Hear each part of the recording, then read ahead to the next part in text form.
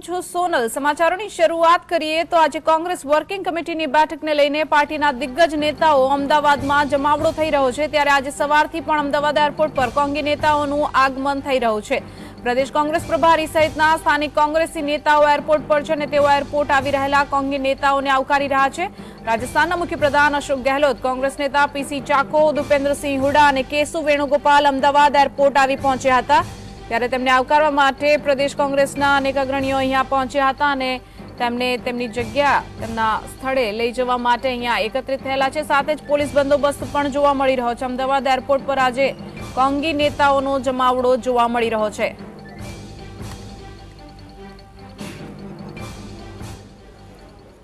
58 વર્ષ પછી ડેબરભાઈ જ્યારે કોંગ્રેસના અધ્યક્ષ હતા અને ભાવનગર ખાતે CWCની બેઠક યોજાઈ હતી। આજે ફરી 12મી માર્ચે દાંડી યાત્રાના પવિત્ર દિવસે જ્યારે મહાત્મા ગાંધીએ, જવાહરલાલ નહેરુ, સરદાર વલ્લભભાઈ પટેલ, મૌલાના આઝાદ સૌને સાથે રાખીને કોંગ્રેસ કાર્યકર્તાઓને લઈને દાંડી યાત્રા કાઢી હતી અને આ દેશમાંથી અંગ્રેજો હટાવવાની જે ઝુંબેશ કરી હતી, આજે આપણે ગુજરાતની અને દેશની પરિસ્થિતિને જોઈ રહ્યા છીએ।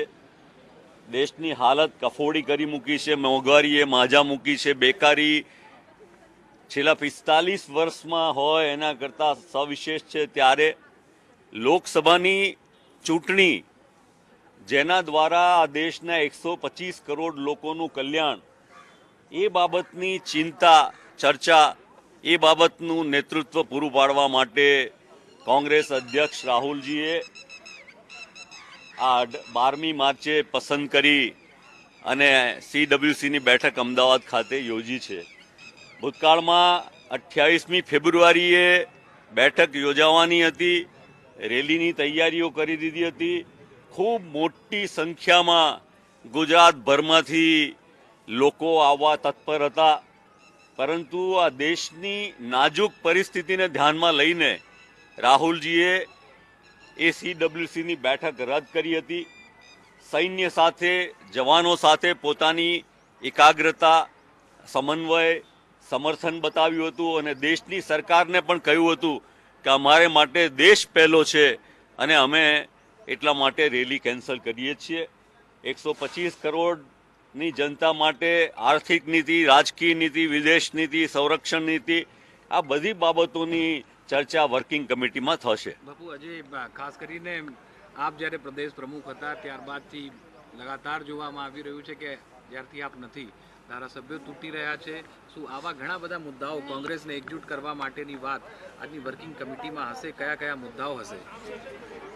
સ્વાભાવિક જ રીતે જે રીતે ભારતીય જનતા પાર્ટીએ ભ્રષ્ટાચારથી પૈસા ભેગા કર્યા છે, કરોડો નહીં અબજોના અબજો રૂપિયા ભેગા કર્યા છે અને એ ભ્રષ્ટાચારના પૈસાનો દુરુપયોગ સભ્યોને તોડવામાં કરે છે।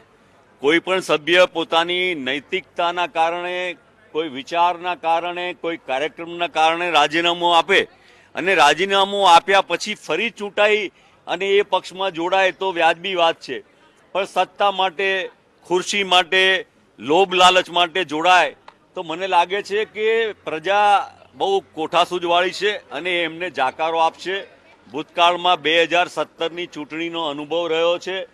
14 જેટલા ધારાસભ્યો ગયા હતા, કોંગ્રેસ પાસે 40 ધારાસભ્યો હતા, 40માંથી આંકડો સીધો ડબલ 80ની સંખ્યાનો આંકડો થયો હતો। ભારતીય જનતા પાર્ટીને ટેવ પડી ગઈ છે અને જાતે જીતી નહીં શકવાના કારણે એ કોંગ્રેસના લોકોની મદદ લઈ રહી છે। કોંગ્રેસ હવે એકજૂટ થઈને भय का, आतंक का माहौल बनेगा, अविश्वास का माहौल बनेगा और ये धरती वो है जहाँ अहिंसा का मैसेज हुआ है पूरी दुनिया को। तो हम उम्मीद करते हैं कि आज की वर्किंग कमेटी का जो संदेश जाएगा पूरे देश के अंदर कि राहुल गांधी जो हमारे माननीय अध्यक्ष हैं कांग्रेस के, वो चाहते हैं कि हमारा किसी से अदावत नहीं है, कोई पार्टी से ना किसी से कोई हमारी दुश्मनी है। संघर्ष है प्रिंसिपल पॉलिसी प्रोग्राम का, तो देश के लिए कौन क्या करना चाहता है उसके आधार पर राजनीति होनी चाहिए। આવ્યો છે આજના ઐતિહાસિક દિવસે 1961 પછી પ્રથમ વખત કોંગ્રેસ કાર્ય સમિતિની મિટિંગમાં ભારતનું ભવિષ્ય ભાવિ વડાપ્રધાન અને ભારતીય રાષ્ટ્રીય કોંગ્રેસના પ્રમુખ આદરણીય રાહુલ ગાંધીજી સહિત શ્રીમતી સોનિયા ગાંધીજી, શ્રી મનમોહનસિંહજી, પ્રિયદર્શિની શ્રી પ્રિયંકાજી અને સમસ્ત કોંગ્રેસ પરિવારના મોભીઓ ગાંધી અને સરદારની ભૂમિને નમન કરવા આવી રહ્યા છે. પૂજ્ય બાપુના ચરણોમાં પ્રાર્થના કરશે, શહીદોને પુષ્પાંજલિ આપશે, સરદાર સ્મારકની અંદર એક લોખંડી વિચાર સાથે દેશને પરિવર્તનનો સંદેશો આપશે અને ત્રિમંદિર અડાલજ ખાતે સમગ્ર દેશને નવી દિશા ચીંધવાનું કામ કરશે. ત્યારે સમસ્ત કોંગ્રેસ પરિવારના મોભીઓને ગાંધી અને સરદારની ભૂમિ ઉપર હૃદયથી આવકારું છું. પરેશભાઈ, ખાસ કરીને